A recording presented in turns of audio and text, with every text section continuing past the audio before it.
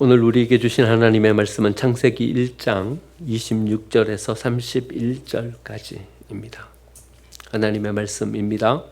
하나님이 이르시되 우리의 형상을 따라 우리의 모양대로 우리가 사람을 만들고 그들로 바다의 물고기와 하늘의 새와 가축과 온 땅과 땅에 기는 모든 것을 다스리게 하자 하시고, 하나님이 자기 형상 곧 하나님의 형상대로 사람을 창조하시되 남자와 여자를 창조하시고, 하나님이 그들에게 복을 주시며 하나님이 그들에게 이르시되 생육하고 번성하여 땅에 충만하라, 땅을 정복하라, 바다의 물고기와 하늘의 새와 땅에 움직이는 모든 생물을 다스리라 하시니라.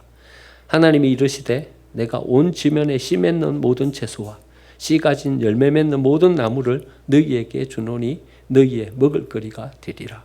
또 땅의 모든 짐승과 하늘의 모든 새와 생명이 있어 땅에 기는 모든 것에게는 내가 모든 푸른 풀을 먹을거리로 주노라 하시니 그대로 되니라. 하나님이 지으신 그 모든 것을 보시기에 심히 좋았더라. 저녁이 되고 아침이 되니 이는 여섯째 날이니라. 아멘. 옆에 계신 분들과 인사 나누겠습니다. 한 주 동안 평안하셨습니까? 은혜의 자리에 잘 오셨습니다. 날씨가 무척 더운데 건강에 조심하시고 건강하게 한 주 또 보내고 주일 만나고 그렇게 했으면 좋겠습니다. 예전에요, 제가 한 30대 초반 중반 때 테니스를 열심히 친 적이 있어요. 토요일 새벽 되면 꼭 같이 치던 집사님들이랑 함께 구청에서 이렇게 관리하는 공원에 있는 테니스장, 거기 가서 테니스를 쳤어요. 날짜를 정하고 시간 약속을 정하고 갔는데 그날 아침에 저희보다 먼저 와가지고 운동을 하고 계신 분이 거기 계셨어요. 우리 기다려야 되겠다 이래 생각하고서 가까이 가서 보니까 그분들이 테니스를 치는 것이 아니라 테니스장에서 배드민턴을 치고 계셨어요. 한참을 기다렸는데도 안 비켜주셔요. 거기서 배드민턴을 계속 치는 거예요. 그래서 한 집사님이 가셔, 배드민턴 코트가 저기 한 서너 면이 저기 있으니까 배드민턴은 저쪽에 가서 치시면 안 되겠습니까? 테니스 코트는 하나밖에 없고 배드민턴 코트는 두세 개가 있었거든요, 저쪽에. 우리는 싫다고, 여기서 우리는 배드민턴 치겠다고. 우리는 코트가 이렇게 높으면 안 되고 낮은 데서 치겠다고 안 비켜주시는 거예요. 그리고 계속 거기서 배드민턴을 치시는 거예요.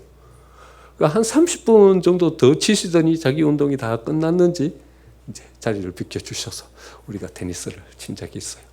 그래도 다들 성격이 유하신 집사님들이고 그래서 재미있게 치고 또 아침도 먹고 그랬어요. 그런데 이렇게 생각해 보니까 이런 생각이 들어요. 우리가 어디서 뭘 해야 되는지는 좀 잘 알고 가면 좋겠다 이런 생각이 들어요. 테니스장에서는 테니스 쳐야 되는 거고요, 배드민턴장에서는 배드민턴 쳐야 되는 거고, 족구장에서는 족구를 해야 되는 거고 그래야 되는 거죠. 그런데 거기 와가지고 딴 것을 하면서 진짜 그걸 하려고 하는 사람들을 회방나서는 안 되는 거죠. 저는 교회도 그렇다 생각합니다. 여러분, 교회는 어떤 곳이겠습니까?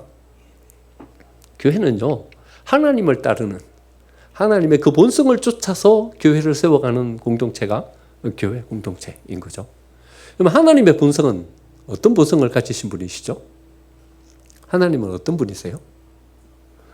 제가요, 재작년인 것 같아요. 건강검진을 받으러 갔어요. 건강검진을 갔는데 체열을 하는 거예요. 피검사를 하는 거죠.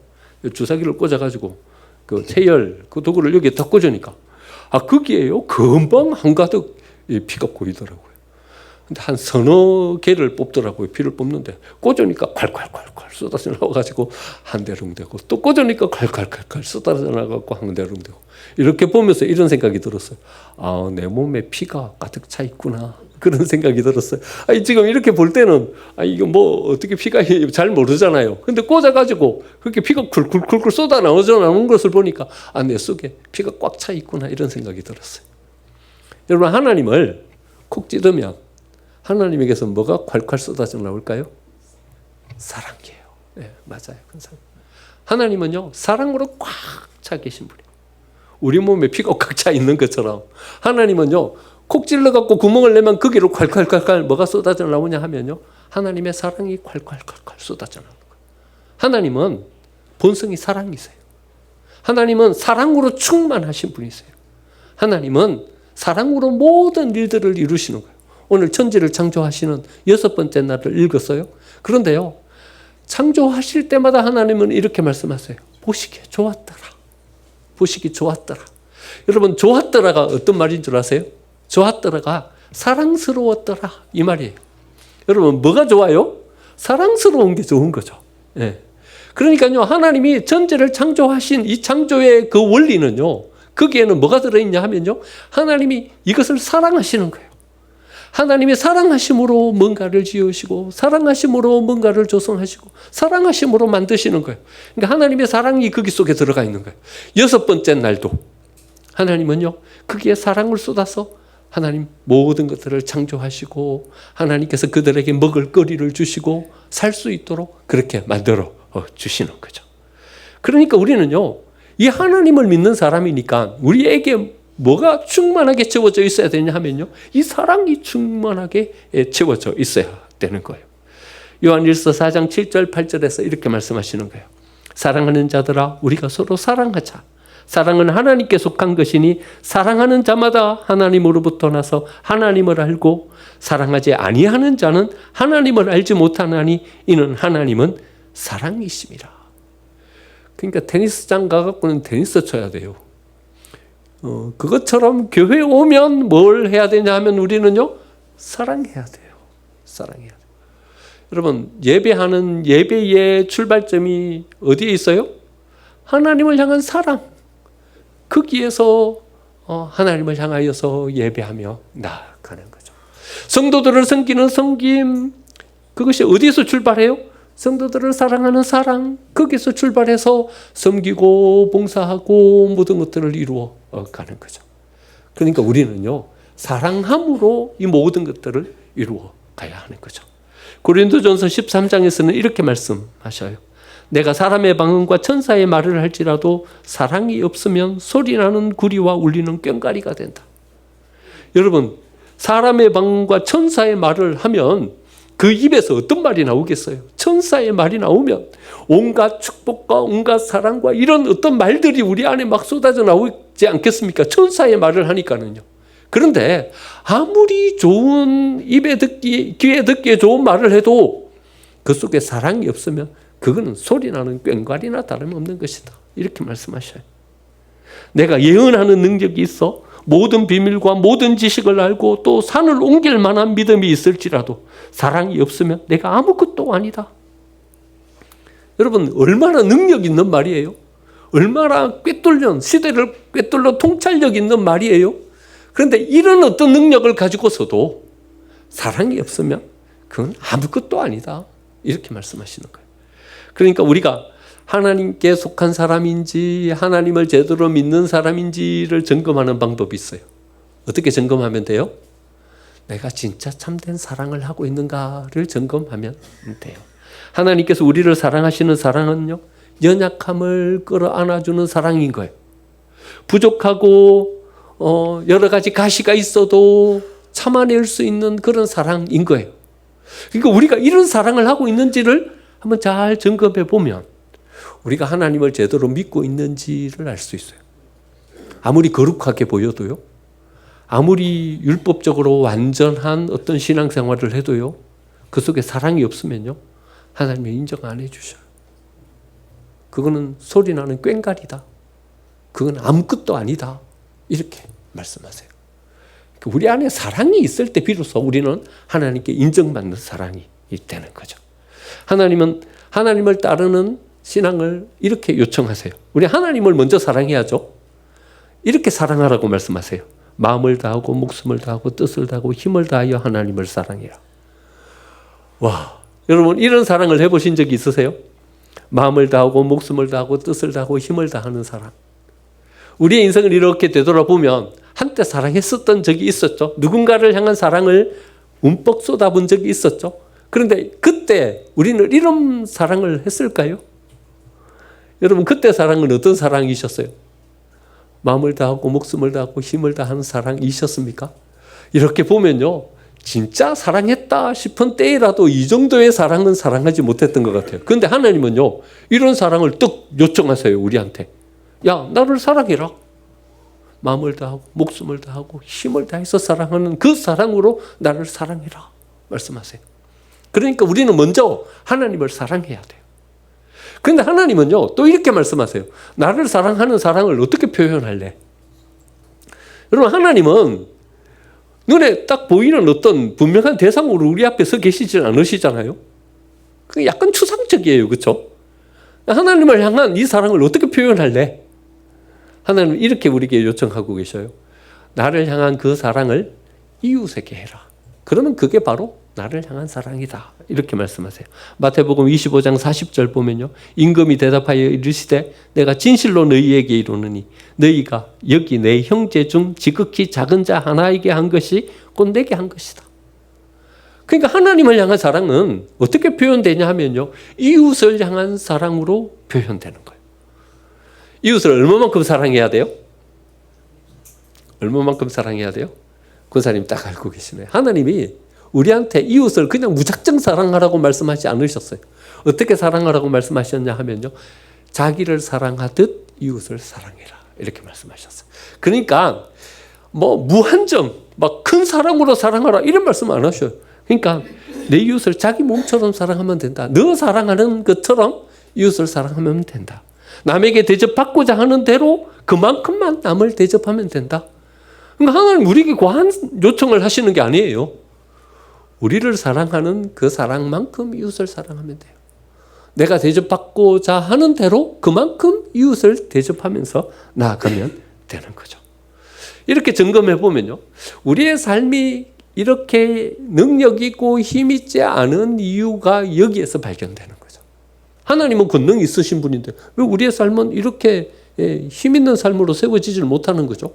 우리는 그 하나님을 믿고 있는데 하나님은 천지를 창조하시고 모든 것을 지으신 권능을 가지고 계신 분인데 그를 따르는 우리들은 왜 이렇게 무능한 거죠?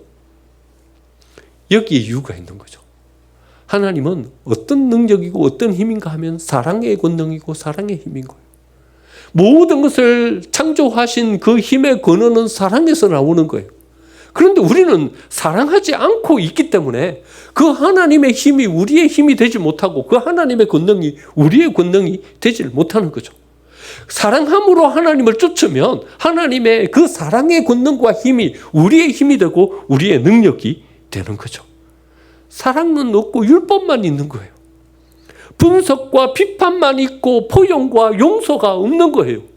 그러니까 하나님이 가지고 계신 그 권능이 우리의 힘과 우리의 능력이 되질 못하는 거죠. 여러분, 저의 반대는요? 뭘까요? 율법을 잘 지키는 거예요. 저의 반대는요, 율법을 잘 지키는 것이 아니라 저의 반대는요, 사랑이에요. 사랑하는 거예요. 그러니까요, 우리가 사랑하면서 쓰면요, 그게 율법을 지키는 것이고 그게 바로 죄에서 멀리 우리를 이렇게 옮겨 놓는 거죠. 그러니까 하나님께서 죄라고 규정하는 것은요, 사랑하지 않는 것을 죄라고 규정하는 거예요. 하나님께서 율법을 세워놓으신 모든 율법은요, 어떻게 사랑해야 하는가 하는 것을 우리에게 말씀해 주고 계시는 거예요. 그러니까 우리가 사랑하면요, 그게 바로 율법을 지키는 것이고 우리가 사랑하면 그게 바로 죄를 극복하고 이기는 삶이 되는 거죠. 우리 신앙도 똑같아요. 우리는요, 하나님과 거래를 하려고 해요. 왜냐하면 우리는 샤머니즘의 이 기반 위에 이렇게 써 있어요. 불교의 영향 아래 서 있어요. 여러분, 불교 샤머니즘이 얼마나 오래됐어요. 우리나라의 건국신화, 그게 이 샤머니즘에 기반돼 가지고 우리나라가 이렇게 세워져 있잖아요. 불교는요, 삼국시대 때부터 우리에게 영향을 미쳐온 어떤 그런 종교예요. 그래서 우리는 이것을 벗어나기가 너무나도 힘들어요. 하나님을 어떻게 섬기냐 하면요, 샤머니즘처럼 섬겨요. 불교처럼 섬겨요. 우리가 뭘 해야 하나님과 거래할 수 있는 어떤 자격을 얻는다 생각하는 거예요. 불교에서는요, 탑을요, 1000번쯤 돌고 오라 그래요. 야, 1000번 탑 돌고 와. 1000번쯤 돌고 오면 이제 신과 거래할 수 있는 자격이 생기는 거예요. 나 이거 좀 주실래요? 뭔가를 이야기할 수 있어. 야, 3000배 정도 절해. 3000배 하고 나면 신과 거래할 수 있는 자격이 생겨요. 우리는 자꾸 이렇게 하나님을 섬기려고 그래요. 하나님은 이걸 뭐라고 말씀하시냐 하면 그 우상 숭배다. 너의 신앙에서 우상을 제해라. 이렇게 말씀하세요. 하나님은요, 하나님과 우리 사이를 거래 관계로 이렇게 세우지 말라고 하시는 거예요. 하나님과의 관계를 어떤 관계로 세우라고 하시냐 하면요, 인격적 관계로 세우라고 하시는 거예요. 힘들면 힘들다고 나한테 와서 이야기를 해라. 너의 삶을 솔직하게 하나님 앞에 고백하게 내놔라. 하나님, 나 못하겠어요. 3000배 절할 힘도 없어요. 이제 탑 1000번 돌 기력이 있으면 내가 여기까지 왔겠어요? 난 그 기력도 없어요. 솔직하게 우리를 고백하고 하나님 앞에 나아가는 거예요. 그리고 우리는 하나님의 뭐에 기대냐 하면요, 그 하나님의 사랑에 기대는 거예요. 하나님, 나 안아주시면 안 될까요? 나를 용납해 주시고 받아주시면 안 되겠습니까? 하나님의 그 사랑에 잠기는 거예요. 하나님과 인격적 관계, 그 관계 속에 우리를 놓으라고 그렇게 말씀하시는 거예요. 하나님은요, 우리를 이 사랑 가운데 이 관계 속에 놓으라고 말씀하시면서 또 우리에게 요청하고 계시는 것이 있는데, 그건 뭐냐 하면요, 이 모든 이웃을 향한 사랑을 나에게서부터 시작하라고 그렇게 말씀하고 계셔요. 여러분, 하나님의 사랑을 덧입은 자로 우리가 서면서 우리가 교회도 사랑하고 이웃도 사랑하고 세상도 사랑하고 서야 되잖아요. 그런데 이 사랑의 출발점은 어디서부터 시작되냐면요, 내가 나를 사랑하는 것에서 시작하는 거예요. 여러분, 하나님이 이웃을 얼마만큼 사랑하라고 하셔요? 자기만큼. 자기가 자기를 사랑하는 것만큼 사랑하라고. 그러니까 그 사랑은 어디에서 시작되냐 하면요, 내가 나를 사랑하는 것에서부터 시작되는 거예요. 나를 사랑하지 않는 사람은요, 이웃을 사랑할 수 없어요. 나를 향한 어떤 관심의 마음, 열정, 그 크기만큼 우리는 세상 속에서 일할 수 있는 것이고요, 교회도 섬길 수 있는 것이고요, 일도 할 수 있는 거예요. 그러니까 나를 향한 열정, 나를 향한 사랑, 그것이 더 먼저 세워지면 그것을 통해서 우리는 이웃을 사랑할 수도 있고 세상을 섬기며 나아갈 수도 있어요. 여러분, 나를 어떻게 사랑할까요? 그런데 우리는 나를 사랑하는 이 사랑에요, 왜곡이 있어요. 나르키시즘이라고 하죠. 그리스 로마 신화에 케피소스의 아들이 나르키소스예요. 나르키소스는요, 엄청나게 멋진 사람이에요. 얼굴에서 빛이 막 나요. 제일 멋지게 생긴 배우가 누구예요? 그 배우보다 더 잘생겼어요. 모든 여신들이 흠모할 만한 아름다움을 가지고 있었어요. 그런데 이 나르키소스를 누가 사랑했냐 하면요, 에코가 사랑했어요. 에코라는 여신이 사랑했어요. 그런데 에코는요, 저주를 받은 신이에요. 제우스가 잘못한 것을 해리에게 이야기하지를 않았어요. 그러니까 해리가 저주를 했어요. 어떤 저주를 했냐면 자기 소리를 못하는 거예요. 자기 소리를 못하고 누가 말을 하면 말한 그것을 따라하는 그런 저주를 받았어요. 여러분, 노래방 가면 에코가 있죠. 에코를 넣으면 이렇게 뒤에 울리는 그런 에코가 있잖아요. 그 에코가 이 에코예요. 그 에코는요, 다른 사람이 말하는 것밖에 못해요. 나르키소스를 향한 사랑이 너무나도 커갖고 나르키소스를 찾아갔어요. 근데 말을 못하고 있는 거예요. 왜냐하면 자기 말을 못하는 저주를 받았으니까. 나르키소스가 이야기하는 거예요. 야, 너 왜 왔냐? 그러니까 이렇게밖에 못해요. 왜 왔냐? 이거밖에 못하는 거예요. 왔으면 말을 해. 그럼 말을 해. 이거밖에 못하는 거예요. 그러니까 자기 말은 못하고 다른 사람이 말한 그것을 반복해서 말하는 그거밖에 못했어요. 나르키소스가 에코를 쫓아내버렸어요. 배척해버렸어요. 근데 에코에게는 여러 자매가 있었는데 그 자매들이 에코가 쫓겨났다는 소리를 듣고서 마음에 너무나도 이 분한 마음이 생겨가지고 네메시스라는 저주의 신을 찾아갔어요. 저 나르키소스를 저주해 주세요. 우리를 이렇게 박대하고 지 잘생겼다고 우리를 얼마나 괄시하고 무시하는지 가만히 두지 마세요. 저주를 해주세요. 저주해버렸어요, 나르키소스를. 나르키소스가 한 번은 사냥을 나갔어요. 사냥을 나갔다가 엘리콘산이라는 산에서 이 사냥을 하다가 목이 너무나도 말라가지고 옹달샘으로 물을 마시러 갔다가요, 옹달샘 안에 비친 자기의 모습에 반해버렸어요. 너무나도 잘생기고 멋진 사람이 그 옹달샘 안에 딱 있는 거예요. 물을 마시지도 못해요. 왜냐하면 물을 마시면서 물을 흩어버리면 그 물속에 비친 자기의 모습이 흘렁거리니까. 그냥 꼼짝 못하고 거기에서 비친 자기의 모습을 사랑하면서 거기에 매여 있다가 거기서 그냥 굶어 죽어버렸어요. 죽은 자리에서 피어난 꽃이 수선화죠. 그러니까 여러분 수선화를 좋아하시면 안 돼요. 수선화는 상당히 위험한 꽃이에요. 여기에서 나르키시즘이라는 이론이 나와요. 이 나르키시즘이라는 것은 자기애를 말하는 거죠. 자기를 사랑하는 자기애예요. 자기애가 나쁜 것일까요? 나쁜 것은 아니라고 생각해요. 자기를 사랑하는 사랑은 괜찮은 거예요. 그런데 나르키시즘이라는 이 자기애는 함정이 있어요. 어떤 함정인가 하면 좋은 것만 사랑해요. 나쁜 것은 다 가려요. 나쁜 것은 배척해요. 좋은 것만 사랑해요. 그러니까 자기애라는 이 나르키시즘의 문제는 뭘 극복해야 되냐 하면요. 자기의 부족하고 연약한 것도 받아들일 수 있는 마음까지 가야 되는 거예요. 그러니까 자기의 사랑이라는 것은 긍정적이에요. 좋아요. 근데 좋은 것만 사랑하면 안 돼요. 뭐도 사랑해야 되냐 하면 자기의 부족하고 연약한 것도 사랑할 수 있는 마음이 있어야 되는 거죠. 여러분 오늘 아침 거울을 보셨죠? 거울을 다 보고 나오셨어요. 거울을 보시면서 만족하셨습니까? 만족하셨습니까? 거울을 보면서 이런 생각이 좀 들지 않으십니까?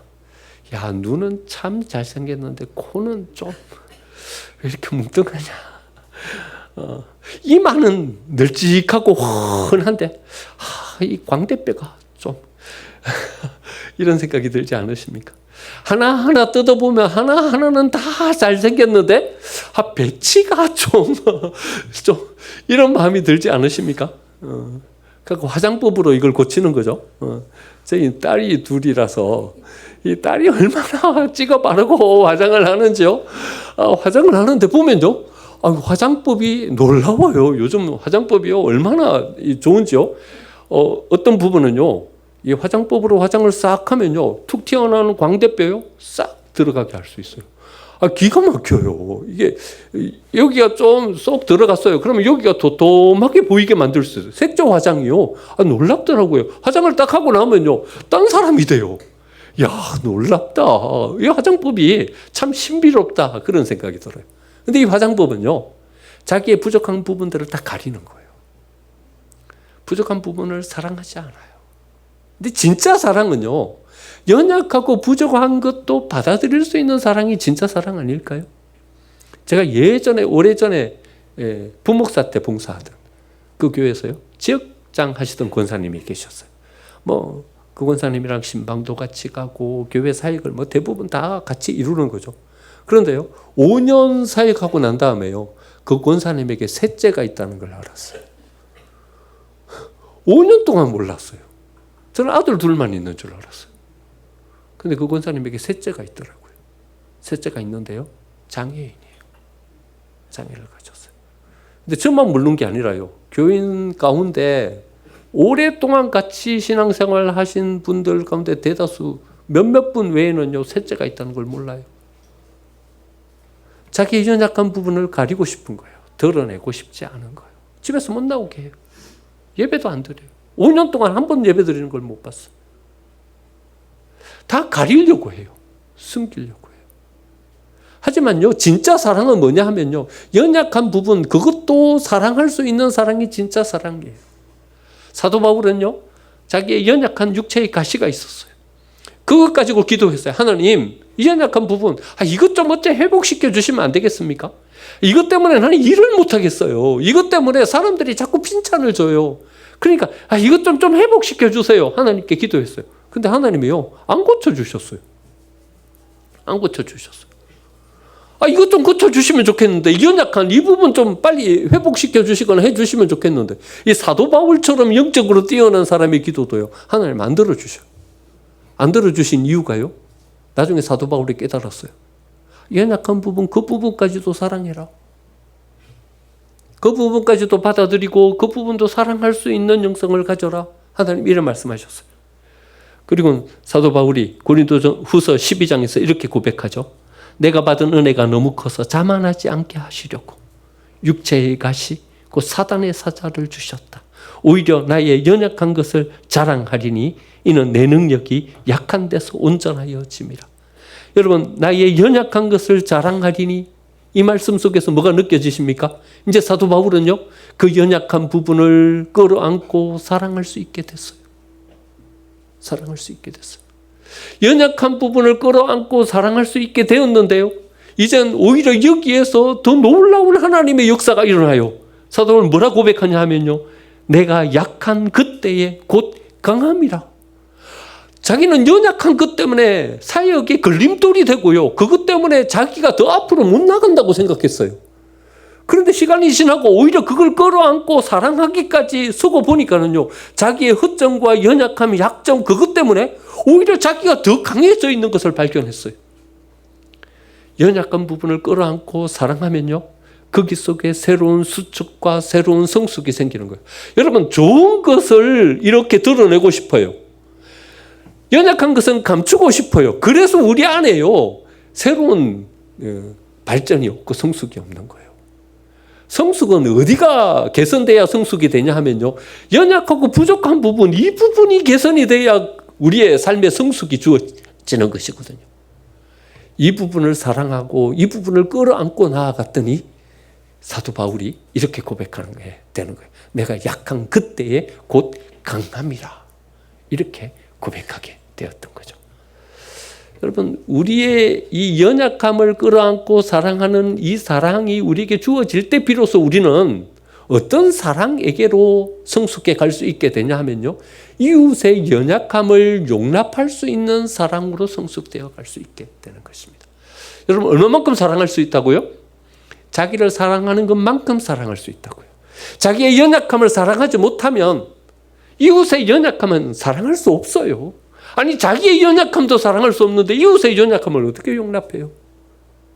자기의 부족함, 그것을 끌어안을 수 없는 사람은요, 이웃의 연약함을 용납할 수 없고 끌어안을 수 없어요. 그것 때문에 우리는 항상 다투고 갈등을 겪게 되는 거죠. 하나님은요, 우리의 이웃의 연약함, 우리의 부족함, 그것도 끌어안고 나아가기를 원하십니다. 하나님의 사랑은 이런 사랑이셨어요. 여섯째 날이 어떤 날입니까? 사람을 지으신 날이에요. 여러분, 사람은 어떤 존재예요? 이제 곧 하나님을 향해서 반역을 일으킬 대상이에요. 곧 사단과 한편 먹고 하나님을 향해서 대항해서 나올 그 대상이에요. 하나님 다 알고 계셨어요. 근데 하나님 어떻게 하셔요? 그 사람을 지으셔요. 창조하셔. 여러분 같으면 지으시겠어요? 저 같으면 안 지어요. 왜 지어요? 그런 존재를. 사단도 싹 제거해버리고 사람도 싹 그냥 사망 가운데 넣어버리고 새로운 창조물 창조하면 되죠. 잘 딸을. 사단 같은 거는 존재하지도 않는 그런 세상 지으면 되죠. 하나님의 사랑은요, 연약함을 배척하는 사랑이 아니에요. 오히려 그 연약함을 끌어안고 그 연약함을 온전히 회복시켜 나아가서 완전하게 만들어가는 사랑이에요. 우리는요, 연약함을 배척시켜서 완전을 만들어 가려고 해요. 하나님의 방법은 아니에요. 하나님은요, 그 연약함을 끌어안고 온전하게 공동체를 세워가려고 하는 그 사랑을 우리에게 요청하고 계시는 거죠. 우리는요, 연약함을 끌어안고 갈 때 진짜 하나님께서 우리에게 요청하시는 그 사랑 가운데로 나아갈 수 있게 되는 것입니다. 여러분, 자녀의 연약함을 품으세요. 공부는 못해요. 그래도 성격은 좋잖아요. 품으세요. 남편 마음에 안 들어요. 그래도 해지면 꼬박꼬박 집으로 돌아오잖아요. 품으세요. 품고 나가세요. 그러면요, 거기에서 이렇게 수축되어 가는 거예요. 그 연약함이 더 온전함으로 세워지는 거예요. 우리 성도들 가운데 여러 가지 가시처럼 연약함으로 남아 계신 분들이 분명히 있어요. 때로는 내가 그런 자리에 서게 될 때도 있고요. 하지만 품으세요. 너는 주일 예배만 잘 나와라. 연약하면 내가 품고 갈게. 이 마음으로 교회를 세우는 거죠. 품고 가다 보면요, 거기 속에서 뭔가가 이루어져요. 품으면요, 반드시 거기 속에서 뭔가가 생겨요. 어머니가 저한테 목화씨를 주셨어요. 야, 이거 정말 예쁘더라. 갖고 왔는데 어디 심을 데가 어디 있어요? 책상 안에 넣어놨어요. 책상 안에 넣어놓고 2년, 3년이 지났어요. 어느 날 책상 정리를 하다 보니까 목화씨가 있는 거예요. 4월, 5월이 됐는데, 야, 이거 한번 심어볼까?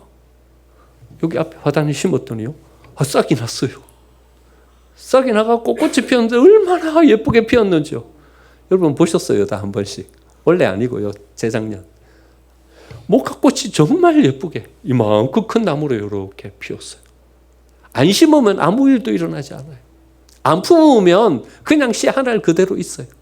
근데 품으면요, 그 속에서 생명의 역사가 일어나요. 회복돼요. 자라요.